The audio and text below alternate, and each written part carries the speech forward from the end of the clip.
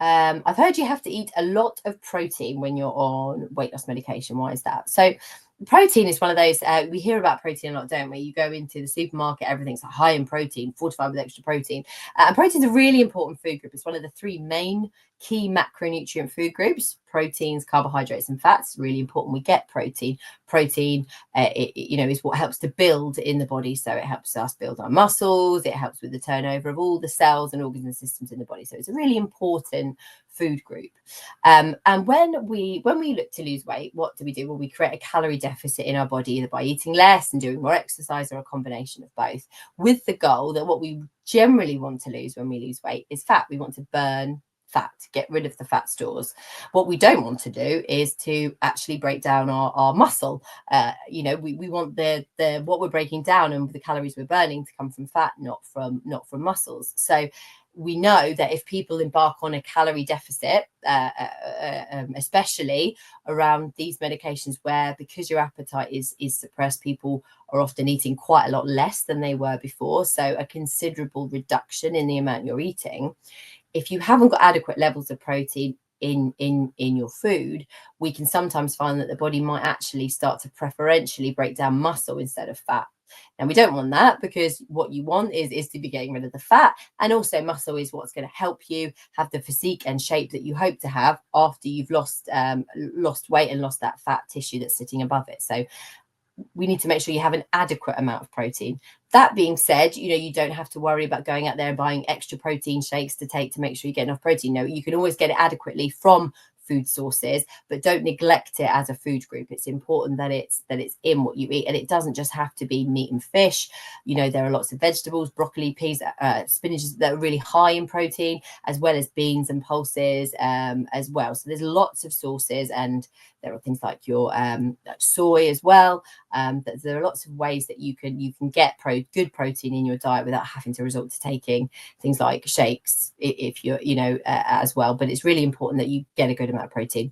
Also, the other good thing about eating protein is, because of the way protein is made, the molecule, it takes a little bit longer for the body to digest and break down. So again, it helps with you feeling fuller for longer, and also it helps to release its energy a bit slower.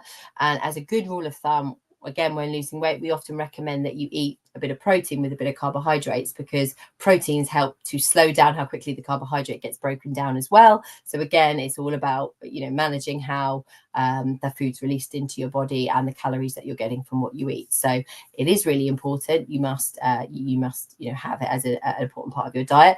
As important as you must have carbohydrates. People worry about carbohydrates. Some carbohydrates get really bad press when people are losing weight, but your fibrous carbohydrates, your gut will thank you for eating, especially on this type of medication. And fibrous carbohydrates are things like your fruits and vegetables that are a big source of fiber, but also your whole grain varieties of bread, of pasta, rices, again, pulses, beans, all those things that are fibrous, that are important for the health of the gut. They also make you feel fuller when you eat them, because naturally they are a bit more fibrous, so they fill up the gut. And we know how important that is for our gut health, and we know, and we're seeing a lot more medical information coming out about how important gut health is, not just to overall health, not just to mental health, but also to helping with weight loss as well. So making sure that you're getting a good load of your fibrous carbohydrates is key. And we won't forget them fats. Healthy fats are really good for us as well, and should definitely be part of your dietary plan. Whether you're, don't be afraid to have your olive oils, your avocados, again, nuts and seeds. These are all sources of really important and healthy fats that help to they help with the health of every cell in your body, help to manage the structure and the health of each cell. And again, we know a lot that when people have been overweight, and we've been overweight for a while, sometimes our cells can begin to become unhealthy and actually become a bit pro-inflammatory, and we don't want that. That's not going to help us with weight loss. So again, healthy fats can help to, especially your omega-3 fats, which are really important to get from your diet, again, can help to make your cells healthier and happier. Healthier and happier body is going to lose weight better and work better for you. So again, these are all really important things. And this is the sort of the sort of information and support you can get by attending an appointment with one of our doctors. We have a great dietitian support as well, who can go into, again, even more detail with you about that. But also these sort of broader messages and broader ideas, and talking about the food groups, recipe ideas, etc., is all part of the support that you can get through our membership area, the Slimming Club, as well. So, if you want to get in there before everybody else, take these first 360 places, and you can, see the sort of resources and support that we've got for you there.